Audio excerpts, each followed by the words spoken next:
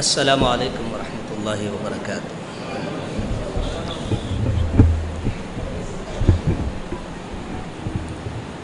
ان الحمد للہ نحمده ونستعینه ونستغفره ونعوذ باللہ من شرور انفسنا ومن سیئات اعمالنا من يهده اللہ فلا مضل له ومن يضلل فلا هادی له وأشهد أن لا إله إلا الله وحده لا شريك له وأشهد أن محمدا عبده ورسوله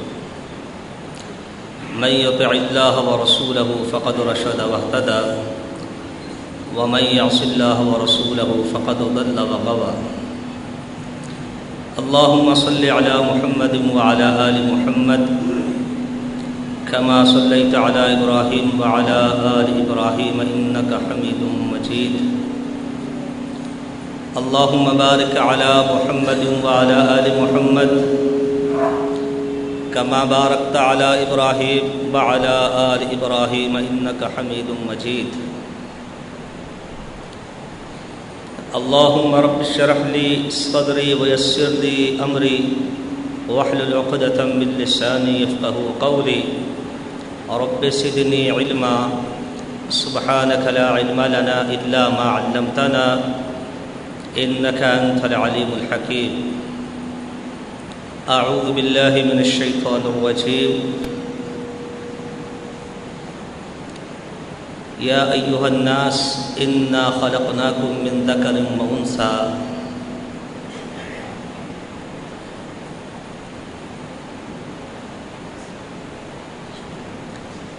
واجب الاحترام دوستو،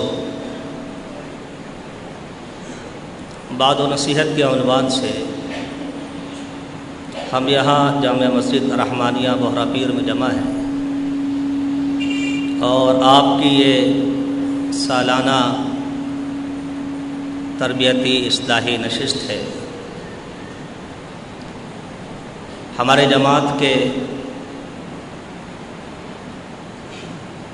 سرمایہ افتخار مشائخ اعظام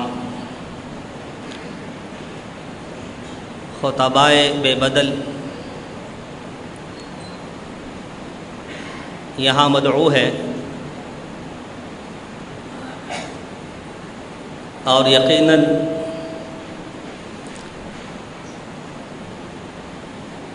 اس بابرکت محفل میں مجھے ایسے طالب علم کو مدعو کیا جانا میرے لیے سعادت کی بات ہے۔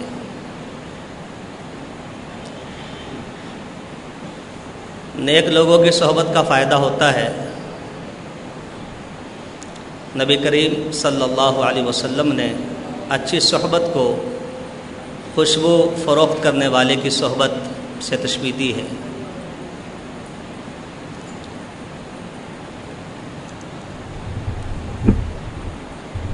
کہا جاتا ہے جمال ہم نشی درمن اثر کرد وگرنہ من ہما خاکم کے ہستم۔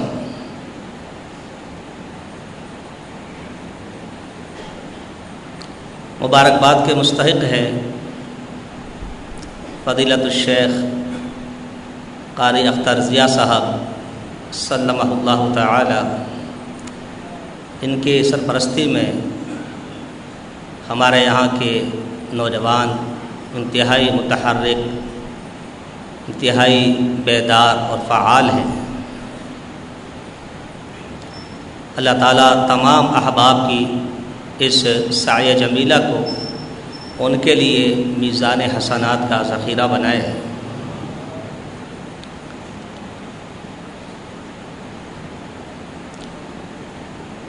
دین اسلام سے پہلے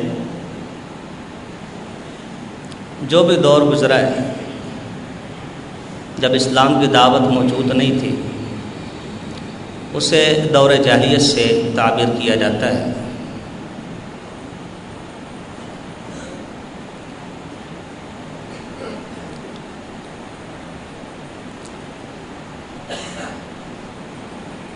اسلام نے تمام مخلوقات کے حقوق اور آداب، ان کی اہمیت اور ان کے مقام اور مرتبے کو اجاگر کیا ہے۔ اس میں ایک صنف ہے صنف نازک، جسے عورت کہا جاتا ہے، جس کی جمع نساء آتی ہے۔ ہمارے ہاں خاتون کہا جاتا ہے، جس کی جمع خواتین آتی ہے۔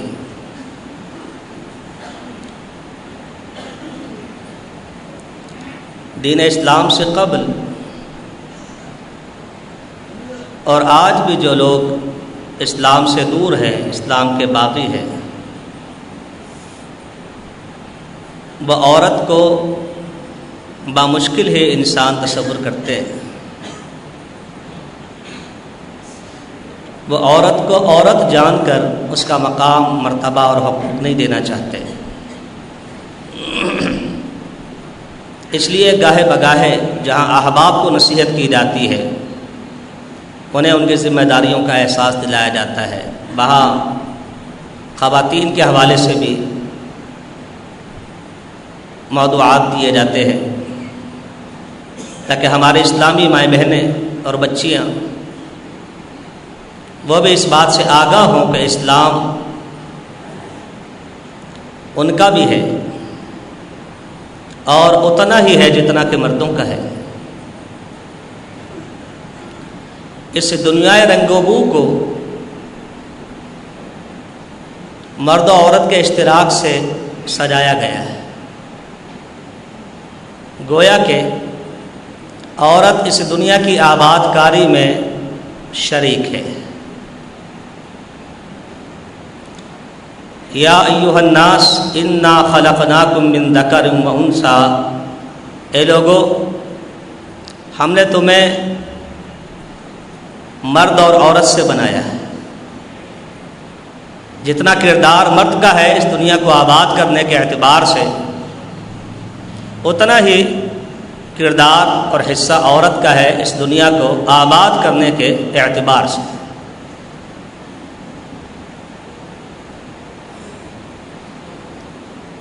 ان اللہ علی کل شیء قدیر، اللہ تو ہر چیز پہ قادر، مگر دنیا کی آباد کاری میں اس کا یہی قاعدہ اور کلیہ کار فرما ہے۔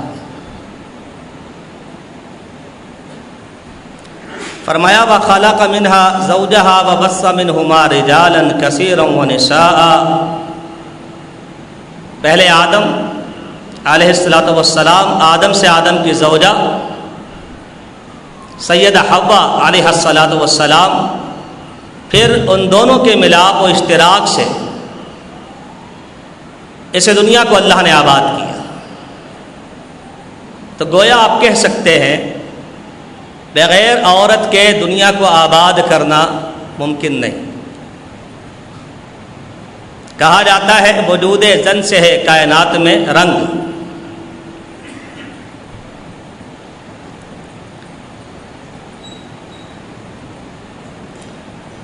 پوری دنیا میں یہی سلسلہ ہے۔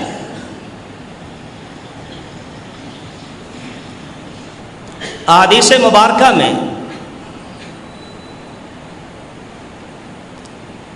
ان لوگوں کے نظریات کی مذمت کی گئی ہے جو عورت کو ایک دوسرے جنس حتیٰ کہ جرثومہ اور بیماری سمجھتے ہیں،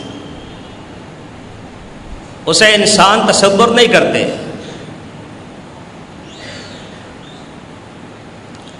اسے ایک شو پیس کے طور پہ دیکھتے ہیں۔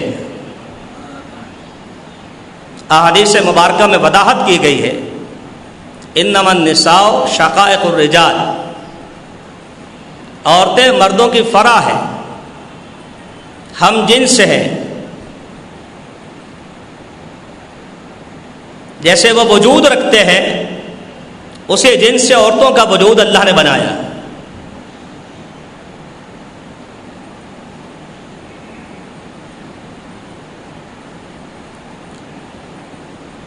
تو دنیا کی آباد کاری میں عورت کا کردار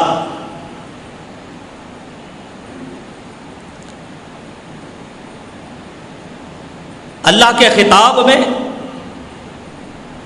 جہاں مردوں کا تذکرہ ہے وہاں عورتوں کا ذکر خیر، جو ان کے مقام اور ان کی اہمیت اور ان کے شان کو اجاگر کرتا ہے۔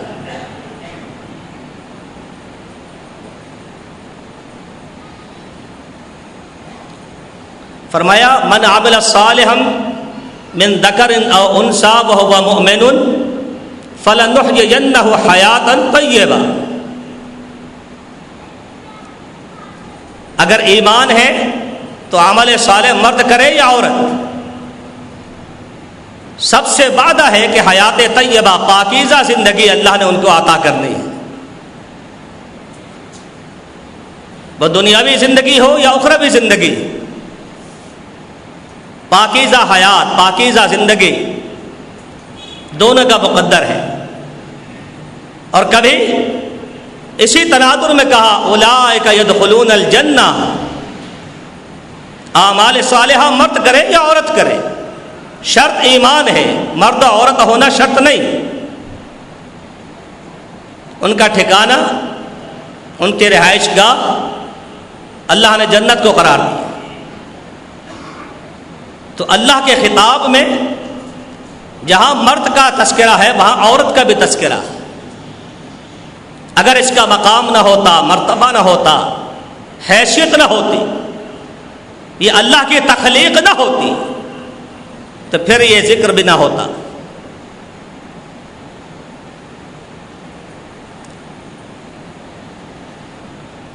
ثواب اور عقاب کی بات آئی تو دونوں کا ذکر کیا. ثواب کی 2 آیتیں آپ نے سن لیں.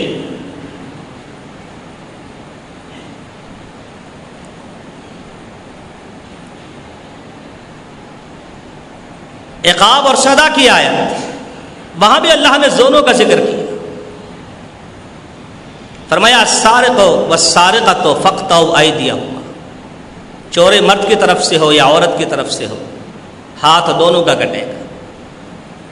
الزانیۃ والزانی فاجلدوا کل واحد منہما 100 جلدہ، بدکار عورت ہو یا مرد ہو سزا دونوں کو ملے. اور ایسی بہت سی آیات. تو جہاں مرد کا ذکر ہوتا ہے وہاں عورت کا بھی ذکر ہوتا ہے. ایک مرتبہ یہ شکوہ ہوا کہ اللہ رب العالمین عمومی طور پہ مردوں سے خطاب کرتا ہے، عورتوں کا اس میں ذکر نہیں آتا. حالانکہ جہاں مردوں کو خطاب کیا گیا ہے فرع ہونے کے اعتبار سے عورتیں اس میں شامل ہیں. جیسے یا ایھا الذین آمنوا کتب علیکم الصیام، یہ خطاب مرد کو بھی ہے عورت کو بھی ہے، روزہ دونوں کے لیے. نماز کا ذکر ہے الفاظ صیغہ مذکر کے ساتھ، مگر اس میں اس کی فرع، اس کے دوسرے جنس صنف نادب عورت بھی شامل ہے. ہر مسئلے میں اسی طرح ہے، الا یہ کہ تخصیص ہو جائے کہ یہ کام مردوں کے ساتھ خاص ہے، یہ عورتوں کے ساتھ خاص. تو اللہ رب العالمین نے حوصلہ دیا، دل جوئی کی.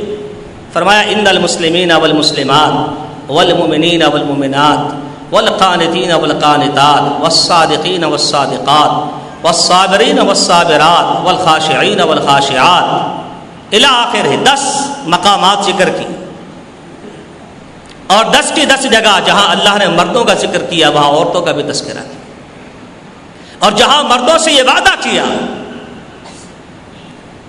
کہ اجر عظیم تمہارا مقدر ہے، تمہیں مغفرت ملے گی، بخشش ملے گی، وہاں وہ وعدہ عورتوں سے بھی کیا گیا، تمہارے لیے بخشش بھی ہے، اجر عظیم بھی ہے.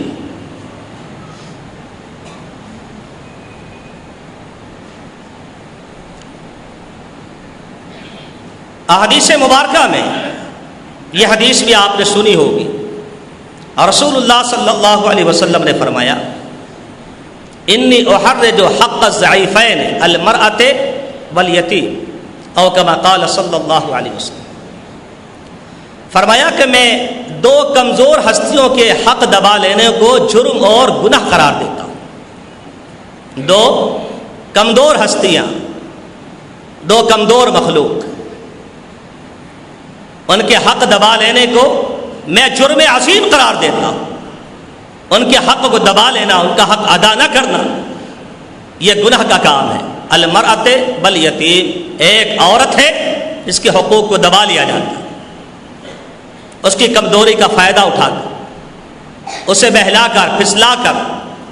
اور ایک یتیم ہے جس کے سر پر باپ کا سایہ نہیں. اس کے حق کو دبا لیا جاتا ہے۔ فرمایا ان دونوں کے حقوق غصب کر لینے والوں کو محمد الرسول اللہ صلی اللہ علیہ وسلم کا یہ پیغام ہے کہ تم جرم عظیم کے مرتکب ہوئے، تم نے گناہ کا کام کیا ہے، تم نے اللہ کے غضب کو دعوت دی ہے۔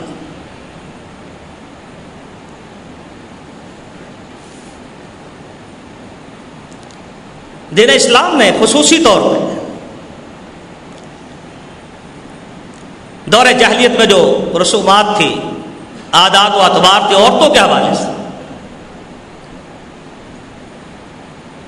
اسے میراث نہیں دیتے، حتیٰ کہ پیدائش پر ہی زندہ درگور کرنے کے در پہ ہو جاتے،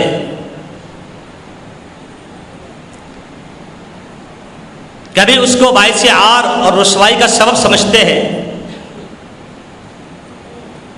دین اسلام نے ان سارے باطل عقائد کی بیخبونی کی ہے، قلقمہ فرمایا ہے اور عورتوں کے حقوق کو اجاگر کیا ہے۔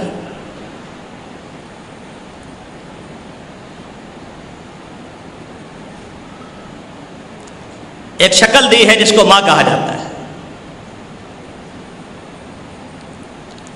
اللہ رب العالمین نے انسان کو توجہ دلائی کہ حملتہ امہ وہنا علی وہن۔ آج تم ماں کے مقام کو نہیں سمجھتے؟ اس ماں سے پوچھو جب اس نے تمہیں پیٹ میں اٹھایا تھا اور دن بدن وہ کمزور ہو رہی تھی، اس کی تکلیف، اس کی کمزوری کو تم کیا سمجھو؟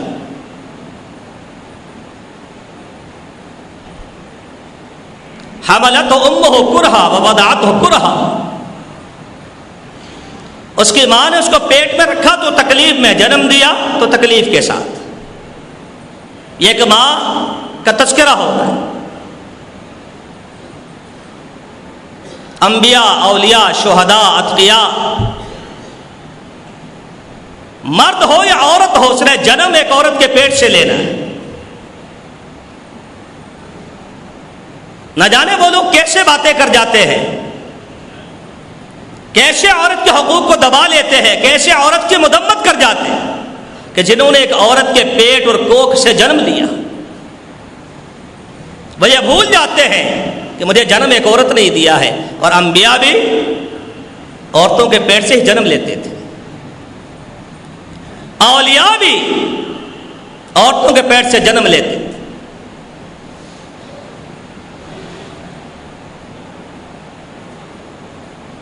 اگر اس کا کوئی حق بیان نہ بھی ہو، اس کا مقام بیان نہ بھی ہو،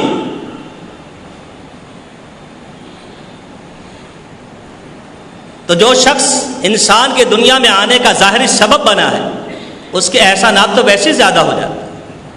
میں کہہ سکتا ہوں کہ میرے یہاں آنے کا سبب بھائی فیصل صاحب بنے،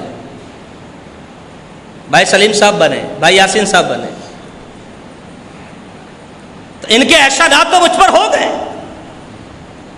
ایک ماں جنم دیتی ہے انسان کو، ایک بیٹا ہے یا بیٹی ہے، پھر وہ کہے کہ عورت کچھ نہیں، اسے اپنے اس نظریے پر نظر ثانی کرنی چاہیے۔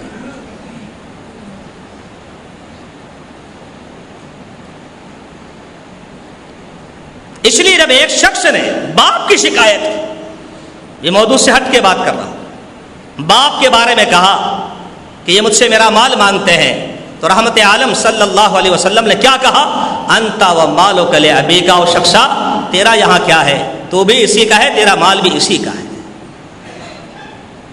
تیرا ہے کیا؟ یہ نہ ہوتا تو تو بھی نہ ہوتا۔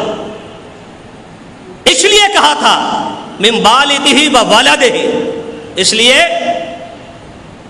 کہ والد سب کا ہوتا ہے، ولد سب کا نہیں ہوتا۔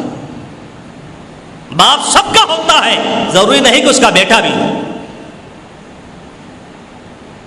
اسی طرح ماں سب کی ہوتی ہے، ضروری نہیں کہ اس کی بیٹی بھی ہو،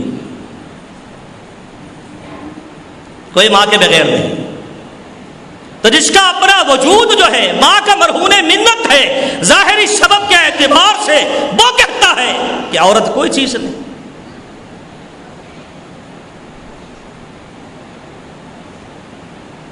اس کی جتنی مذمت کی جائے اتنا کم ہے۔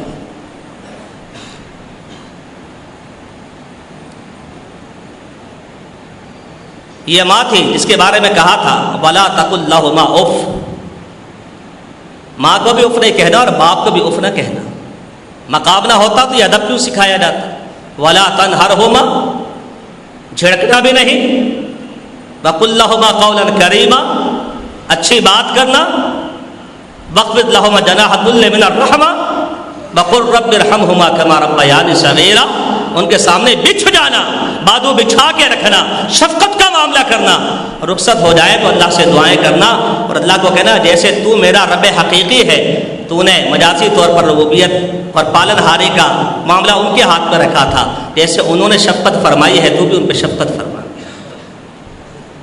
الفاظ پہ غور کریں، رب ارحمہما کما ربیانی صغیرا، تفصیل کا موقع نہیں۔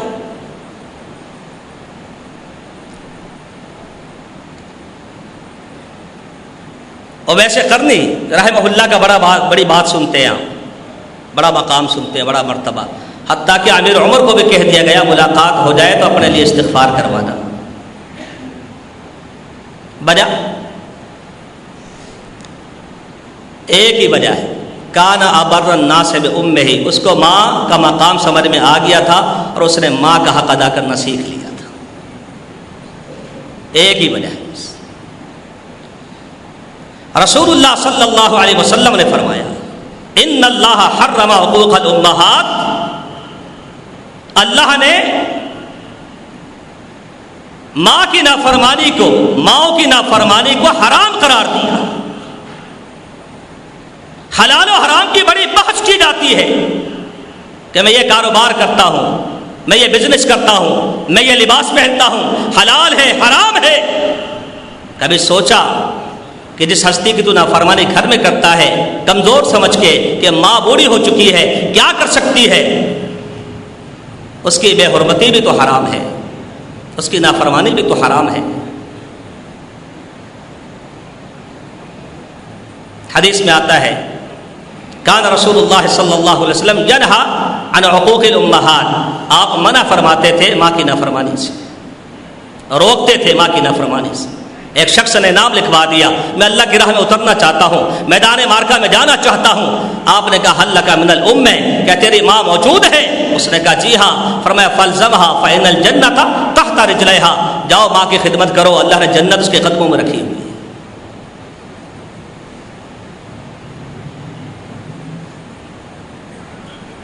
جنت کا متلاشی ہے، گھر سے نکلنا چاہتا ہے، جان مال لٹانا چاہتا ہے، تلوار چلانا چاہتا ہے، اللہ کے دشمنوں کو مارنا چاہتا ہے۔ فرمایا جنت کا سودا تو اپنے گھر میں بھی کر سکتا ہے، ماں کی خدمت کر لے۔ ماں کی خدمت کے لیے اللہ نے جنت کو رکھا ہے۔ ایک شخص آیا اللہ کے حبیب صلی اللہ علیہ وسلم، گناہ ہو گیا، کوئی حل، کوئی توبہ؟ آپ نے نہیں پوچھا گناہ کیا کر کے آیا، بات پہ غور کی، نہیں پوچھا۔ آپ نے کہا حل لک من الام، ماں موجود ہے۔ وہ کہتا ہے گناہ ہو گیا، آپ کیا کہتے ہیں؟ ماں موجود ہے۔ اس کی آنکھوں میں آنسو آ گئے۔ جب رخصت ہو جائے نا تو پھر احساس ہوتا ہے۔ اس نے کہا کہ ماں تو نہیں ہے، گناہ کا نہیں پوچھا۔ آپ نے دوسرا سوال کیا حل لک من الخالۃ، خالہ موجود ہے، ماں کی بہن موجود ہے؟ ماں نہ صحیح، ماں کی بہن بھی مقام رکھتی ہے۔ آپ کہتے ہیں عورت کا مقام نہیں؟ ہمارے بچوں کو برگلایا جاتا ہے، انہیں اسلام کے خلاف جو ہے اٹھایا جاتا ہے، انہیں یہ بتایا جاتا ہے کہ تمہیں آزادی چاہیے، تمہارا جسم تمہاری مرضی کے نعرے لگاؤ۔ کس چیز کی آزادی؟ تعلیم حاصل کر سکتی ہو، نوکری کر سکتی ہو، مسجدوں میں آ سکتی ہو، پڑھ سکتی ہو، پڑھا سکتی ہو، حتیٰ کہ دین اسلام یہاں تک گنجائش دیتا ہے کہ دعوت کے میدان میں بادشاہ وقت کو للکار بھی سکتی ہے۔ عام آدمی نہیں، بادشاہ وقت کو بھی للکار سکتی۔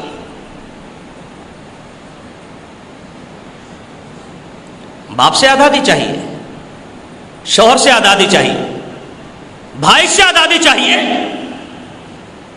تو پھر بچے گا کیا؟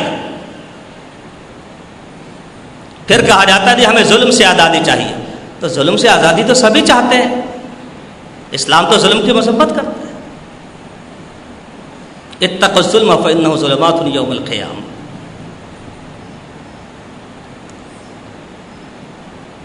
میں عرض کر رہا تھا کہ رسول اللہ صلی اللہ علیہ وسلم نبی علیہ الصلوۃ والسلام والدہ کی اور ماں کی نافرمانی سے روکا کرتے تھے۔ جب اس صاحب نے یہ کہا، اس صحابی نے یہ کہا کہ ماں موجود نہیں ہے، آپ اشارہ کر رہے تھے ماں ہوتی تو مسئلہ حل ہو جاتا، گناہ کا مداوع اور علاج ہو جاتا، ماں کی خدمت گناہ کسی درجے کا۔ آپ نے کہا خالہ، اس نے کہا جی خالہ، فرمایا جاؤ خالہ کی خدمت کرو، اللہ تیرے گناہ کو معاف کر دے گا۔ الخالۃ بمنزلۃ الام ہے، رسول اللہ صلی اللہ علیہ وسلم فرمایا ماں نہ ہو تو خالہ کو ماں سمجھ لیا کرو، وہ ماں کے برابر ہی ہوتی ہے۔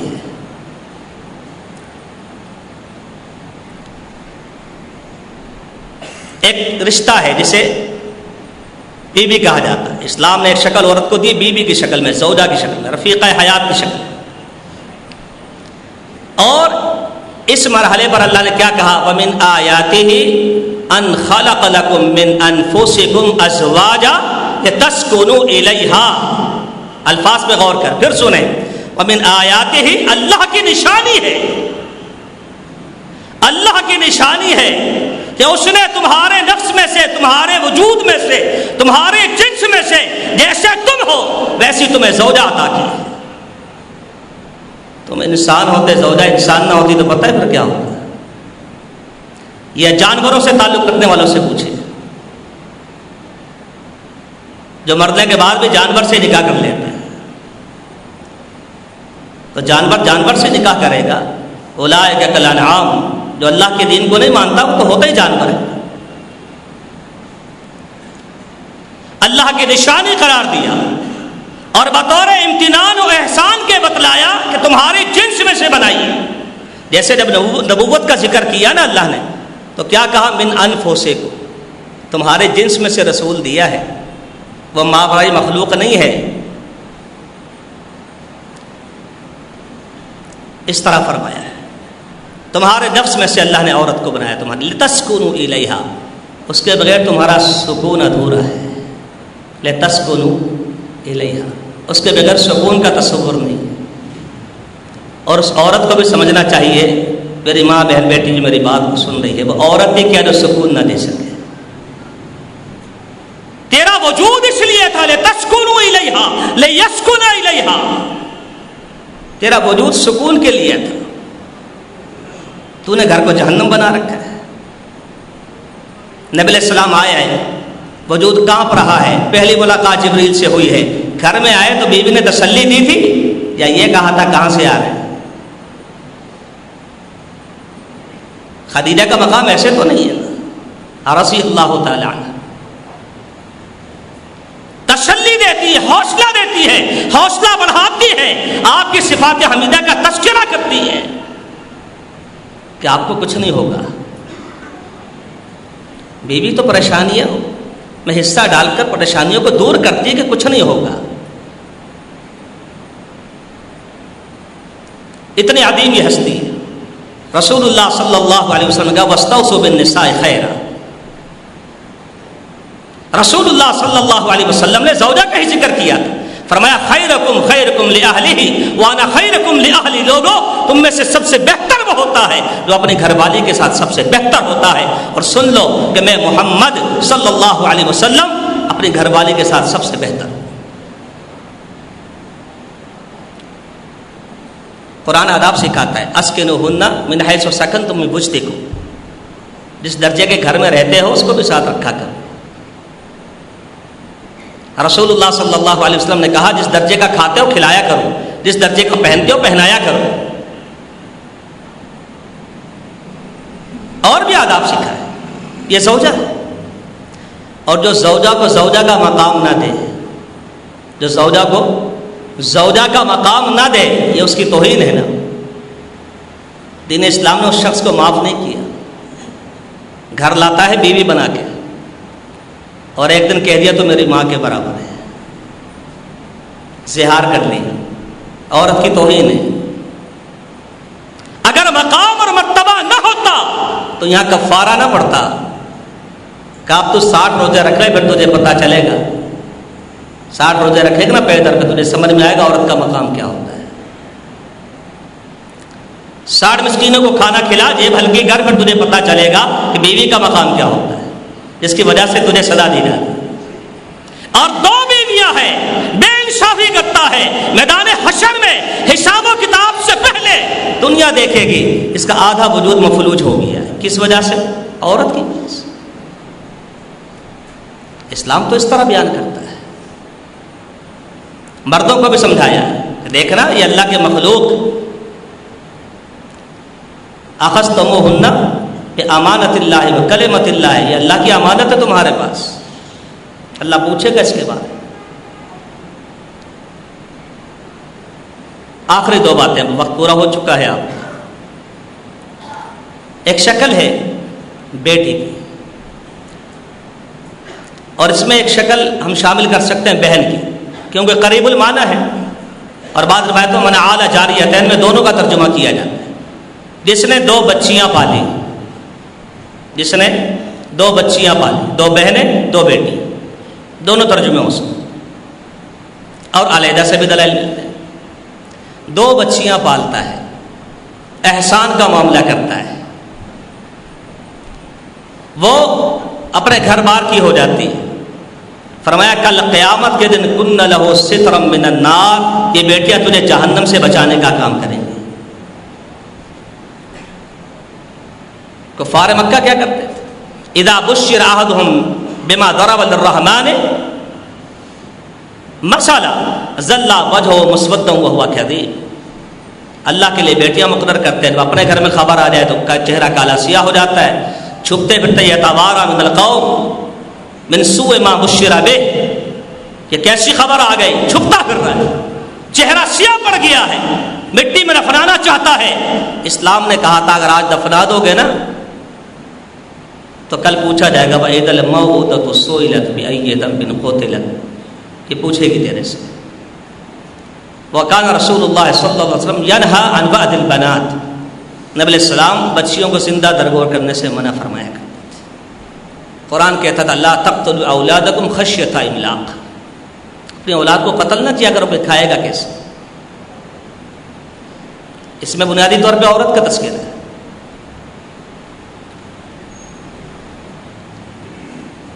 فرمایا من ابتلي من هذه البنات بشيء كن له سترا من النار وفي روايه من ابتلي من هذه البنات بشيء فاحسن اليهن كن له سترا من النار.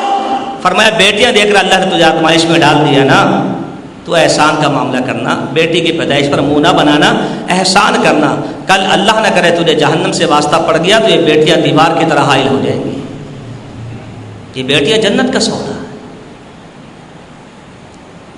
اور اتنے آداب سکھائے کہ آپ تشریف فرما ہیں لوگ بیٹھے ہوئے ہیں. ایک صاحب کا بیٹا کھیلتا ہوا آ گیا اس نے بیٹے کو بوسہ دیا اپنے ران پہ بٹھا لیا. تھوڑی دیر میں اس کی بیٹی آ گئی اس نے بیٹی کو نہ بوسہ دیا نہ ران پہ بٹھایا نیچے بٹھا دیا. رسول اللہ صلی اللہ علیہ وسلم نے فرمایا فما عدلتا اور شخصا تو نے عدل سے کام نہیں لیا.